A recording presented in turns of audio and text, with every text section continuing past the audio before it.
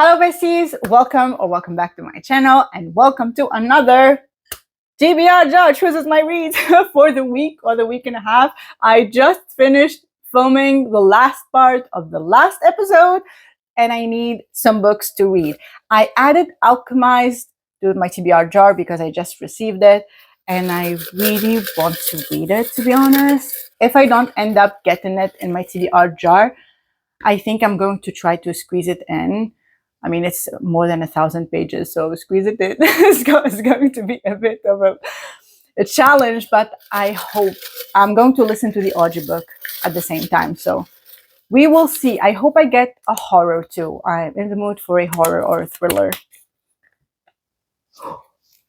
It is a thriller, yes! We used to live here. I heard only great things about this book. Also, I heard Carly talk about it again at the Pastel Bookshelf. Go watch her video. She's amazing.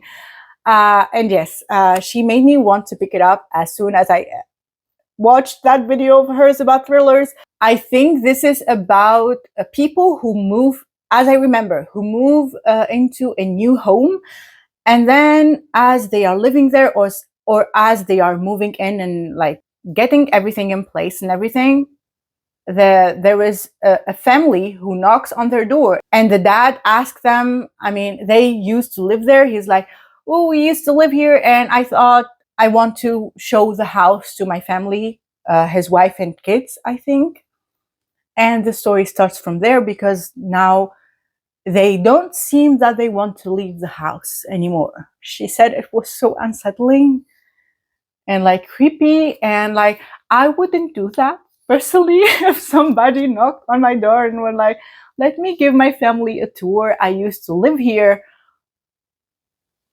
I would be like, yeah, but I'm gonna go with no thank you. So very excited for this one. And it also, I think the audio is available on Storytel. So yeah, that's a win. I really want to get Keri Lake too. Let's see. I'm so excited. Oh yes, oh, Keri Lake, Nightshade. Oh my god, I should have wished for $1 million, but we get Keri Lake instead. Nightshade, I have it here. I am so excited. I don't know anything about this book other than Keri Lake has written it, and let's see. Let's read. Love so forbidden it would shake the heavens. There is another world, shrouded by the obscure, purgatory to some, where depravity hides in shadows, and girls like me are little more than delicious bites of temptation. Others call it Nightshade. Yeah. Oh my god, I forgot. The naked cover is absolutely stunning. I am super excited. You know what? I don't know. Maybe I will just read the whole thing, like the duology, because if this ends on a cliffhanger, this is 575 pages. It's quite a thick book. But if it ends on a cliffhanger, I might as well read the second book after I finish it. Let's see. Okay, let me wish for something. What do I want? Maybe Alchemized or Karina Halley. So excited. Oh my god, another Keri Lake. Oh my god, Anathema. Yes, both of them in one video. I am super excited about this. Then maybe I'm going to read Nightshade and then book 2. I think it's called Infernium, and Anathema, and then Eldritch. Unfortunately, that would mean that we don't have time for Alchemized, because these are quite thick books that I'm going to read. But I'm so happy that I got We Used to Live Here as a palette cleanser. I would start with either Nightshade or Anathema.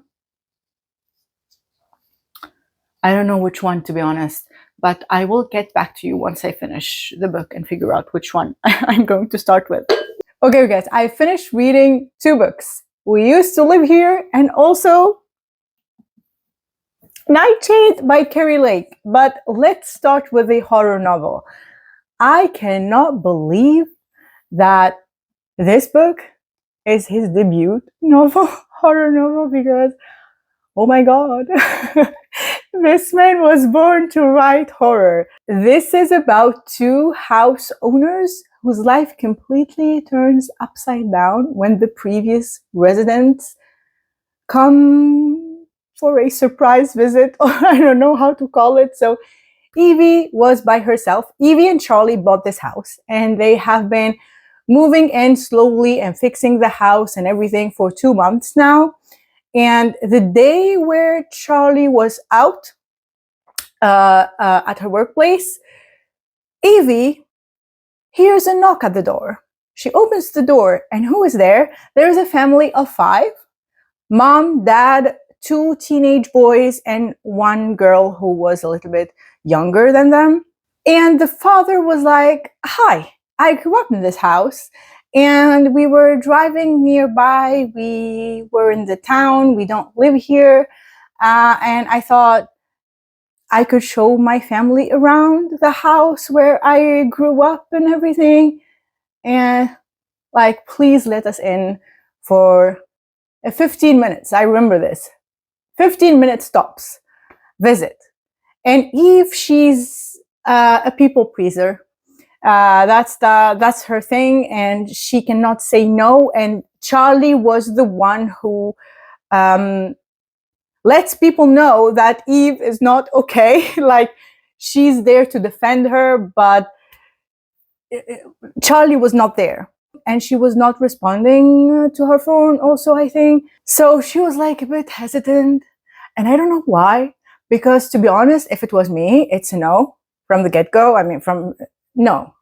And also, like, they live in, I don't want to say in the middle of nowhere, but they live a little bit far from downtown, and happening to be here nearby or driving nearby does not match where the house is, if you know what I mean. You cannot drive by this house because it's a bit far.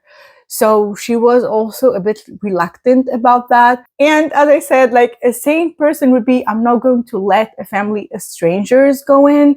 But like, they were kind, and like, the children were like normal kids and stuff like that. And when she said no, the girl was like really sad and disappointed. And when she saw her face expression, she was like, okay, I don't want to disappoint her and everything. Come in. And yes, and the book starts because, oh my god, once they get inside the house, something feels off, and the story starts from there. And trust me when I tell you, it gets more unsettling as you progress in the story. It was the most chilling read of my life, I want to say. Oh, well, I read Home Before Dark by Riley Sager, and that was one of the scariest books that I read. But this one takes the cake, to be honest. Especially their daughter then goes missing, and Charlie vanishes, and creepy things start happening around the house, and it makes you question what is real and what is not. And that's the thing that is so unsettling. Also, the book messes with your head in the best way possible. Every chapter, especially as you progress in the story, pulls the rug out from under your feet every single time. And I was like questioning, what is going on? And it was scary. It was scary. For me, the audiobook was a chef's kiss. It was very scary. It was much scarier than The Watchers, in my opinion, the book that I read in my last TBR jar video.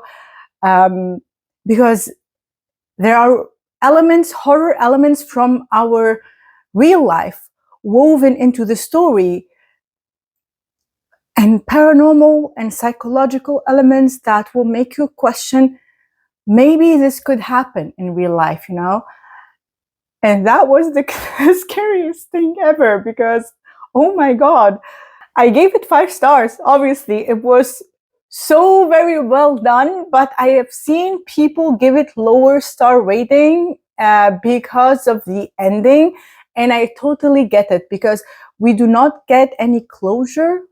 It is a bit open, and you will end up having a lot of questions about the future of the characters, and a lot of questions about things that already happened in the book.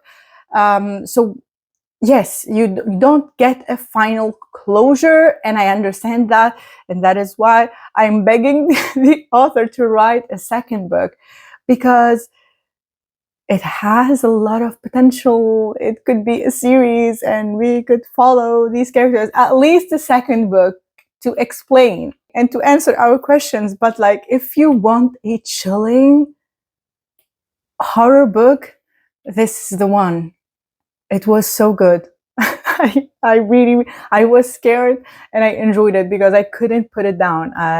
I was utterly captivated, and I couldn't look away. Even when things got even creepier and scarier, it was very well done. Highly recommend, to be honest. And I've also read Nightshade by Keri Lake. This is a dark paranormal urban fantasy, I would say, romance. We have a dual timeline. We have, in this book, we have a timeline that is hundreds of years ago, and we have a present timeline. In the past timeline, we are following Lustina. She's the daughter of a witch, and witches were hunted, and like, you know what happens to the witches years and years ago. And the present time, we follow Farron. And Farron, she lost her mother to very mysterious circumstances. And because of that, her father, he's a researcher or a historian, and he was researching a lot of ancient symbols. And he wasn't convinced that his wife do not exist anymore. He was convinced that she went to another world, and he was going to find her. And after a bit of time with her father, he also dies, and also very weird, mysterious circumstances. And he leaves his research and everything to her, all his stuff. And she started reading them, and little by little, she realizes maybe he was onto something. Maybe he wasn't totally crazy. And she goes down that rabbit hole. And also at the same time, she feels like someone is always watching her, and she's in danger. And because it's Keri Lake, it was eerie, it was dark, it was gothic, it was romantic. It was so well done, in my opinion. And even though it was quite a long read, and I think the second book is even thicker than this one, I really, really enjoyed it. And when we, especially when we meet Jericho, what a character. He's a villain, or like everyone sees him as a villain. And to be honest, he kind of is. He's dark, he's dangerous, and absolutely terrifying to most people. But there is something magnetic about him. He's got this broody, charismatic energy and this intense, sensual presence that is completely off the charts. There is nothing soft about him. He's half angel, half demon, but the kind of love that Jericho has for Farron is the literally, I would burn the whole world down for you. So deep kind of love. It is raw, it is possessive, it is completely consuming. Honestly, their love story completely took my breath away. It was so unique. And the things they go through, the brutal, heartbreaking things they go through, made their connection even more special, even more powerful. And I loved it so much. The romance is perfect. 10 out of 10. I gave this book 5 stars. Obviously, the vibe, the plot, the world building, and we get even more. I already started reading Infernium. I told you that I would not hold myself, because if I love this book, I would definitely want to continue on with the duology. And I am reading Infernium right now because it ended crazy on crazy ending. And yes, a lot of world building. I think in the second book there was even more. Now I'm like maybe 28% in. And as I said, the second book is even thicker, and we get more of Jericho's POV. We have a lot of POVs in this book. I was going to say dual. No, it is many POVs, and the second book too, and also dual timeline, and we get more of his past and history. And yes, she's very good, to be honest, at weaving in this atmosphere and the world building with the plot and the romance. So good. Read it. Absolutely recommend. And yes, this was Nightshade, and I think I will get back to you once I finish Anathema, because I will not have a lot of things to say about the second book, not to spoil anything, but oh my god. It was such an amazing read, to be honest. I highly recommend Nightshade. And yeah, that was it for me now. I will get back to you once I finish a book. Okay, besties, I have finished both Infernium, so the Nightshade Duology by Keri Lake, and I have also finished Anathema by Keri Lake. First of all, let's talk about this one. Infernium, we got a lot of world building and a lot of backstory of the main, of the MMC. And to be honest, I enjoyed the first book a bit more than this one, just because here we got, as I said, the world building and the backstory and the back and forth between the past and the present. It was good, I'm not going to lie, but at some points I felt like the pacing was slower and the story dragged a little bit, and this was longer than the first book, I believe. I mean, here it's a tiny font and it is 600 pages. So I believe with a regular font it would be maybe 700 or something like that. I'm not sure. Let me check the page count on Goodreads. Yes, as I said, on Goodreads it says 686 pages. So it is nearly 700 pages. It is a tome. It is a lot. But I still enjoyed the world so much, and the romance felt so unique, to be honest. And I really loved their love story. And with that being said, like, I've never felt the need to, or the want to put the book down, or like I'm tired of this, or I don't want to read this anymore. No. But you have to accept that there are more details, much more details in this book. But I really enjoyed it. I gave it 4.5 stars. And after that, I dived straight into Anathema. It is 6 stars. I loved it so much. A lot. I loved it a lot. I didn't expect myself to, I don't know, care about the world and the characters and the plot to that point. Honestly, I cannot wait to read book 2, and I'm so sad that the audiobook for book 2 is not out yet. I did some research, and I think it's going to be out in November. So very soon, hopefully, we will have it available. And I want to continue reading Eldritch with my Kindle and my audiobook at the same time, because the experience of the audiobook was so good, and there are a lot of words that without the audiobook I wouldn't have been able to even like pronounce them. A lot of, also a different language. And yes, I enjoyed it so much. It's 6 stars. The atmosphere, as usual with Keri Lake, is top notch, especially the woods and the things that dwell in there. Oh my god, it is obviously dark fantasy set in this village that borders these creepy woods that I have just mentioned. And what they do in their village is they have this like priest-like figure that banishes people who are believed, or they call them like cursed, or they do things that they shouldn't do according to their rules, and they banish them to these woods, and of course we never see them again. And Mavis, our main female character, she was found as a babe in front of the portal. There is this portal made of bones to the woods, and a family took her in, and because of that the villagers shunned her, and they thought that she was cursed, that she was a witch, and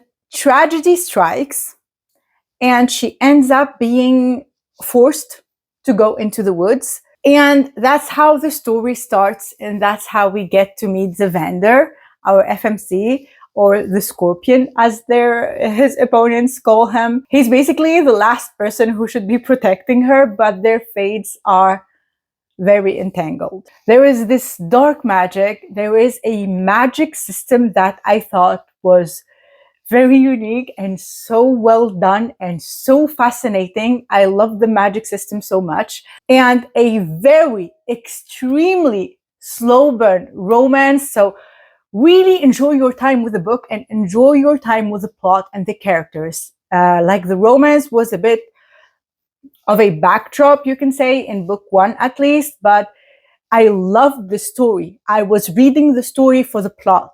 And the eerie, atmospheric, creepy vibes. It was so well done. The world is so dark and macabre, it will like pull you in and won't let go. The creatures are creepy as hell. The magic is pitch black, and some of the storylines are completely, absolutely unhinged in the best way possible. I was honestly creeped out more than once, and I loved it for that so much. We also have a lot of interesting side characters. We have Rikaya, she's Zavander's sister, and you know who she reminded me of? She reminded me of Moore in the Akatar series. She's like that fun, lively, sparkly girl. I loved her so much. And we also have his assassin colleagues, because they are the king's assassins. They are a group of 4 elite assassins that work secretly for the king, and they call them the Letalis. So we have Zavander, who you can say the leader. He can control Sable Fire. You will know about it in the story, of course. We have Casimir. He has these kind of ice powers. We have Revisio. He's a basilisk. His gaze can literally turn people into stone. He also has poison in his blood, or like in his spikes. And we have Torin, who can draw Vivicantum from his opponents. And Vivicantum is the substance they need to use their magic, basically. Their magic feeds on Vivicantum. So Torin, he can render his enemies completely powerless. But there are limitations to their powers and the magic. And as I said, I thought it was so well done. I was really fascinated by the magic system and the plot line overall. I highly, highly recommend. If this book was on your radar, if you heard a lot of great reviews about it, but you are still considering, I mean, it's a long read. I hope Eldritch is longer. I really hope Eldritch is longer. I think it's 600 pages, but I devoured it. It was so, so good. I really didn't want it to end. I feel lucky that Eldritch is already out, but I need the audiobook. We have a duo narrators. They did such an amazing job. And also, as I said, a lot of names, a lot of words that I wouldn't be able to pronounce without the audiobook. So highly, highly recommend the audio too.